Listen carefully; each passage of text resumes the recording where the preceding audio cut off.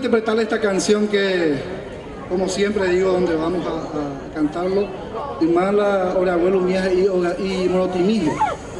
Y el título real de esta canción es Ogaíche Viajagüe. El autor es José Domingo Morímiro y nos toca muy hondo esa parte de la historia de la música que él había escrito en Coronel Martínez, ya se va allí que Terema, que somos los de Teguicuarén. Entonces nos toca un poco del sentimiento, lo que dice la música y también donde se originó. Queremos nosotros interpretarle a capela, vamos a hacer la parte instrumental en nuestras bocas y si le gusta a usted, nos gustaría que nos acompañe con los aplausos, ¿no? Decía, cada uno hace una voz diferente. A la cuenta.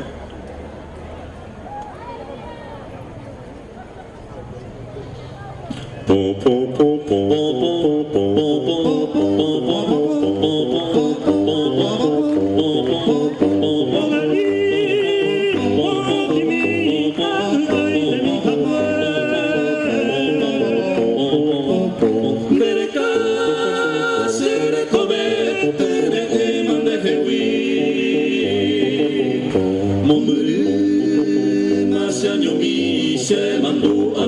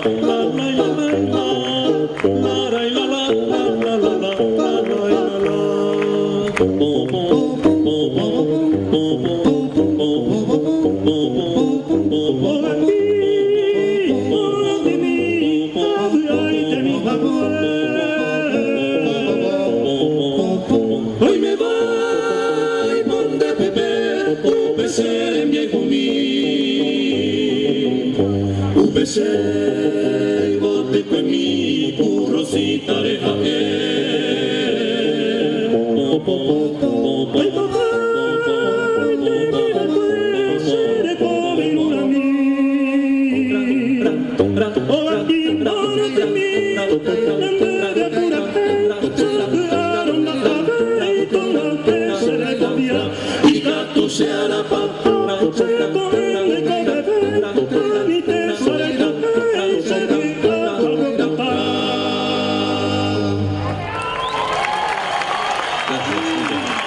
Muchas gracias.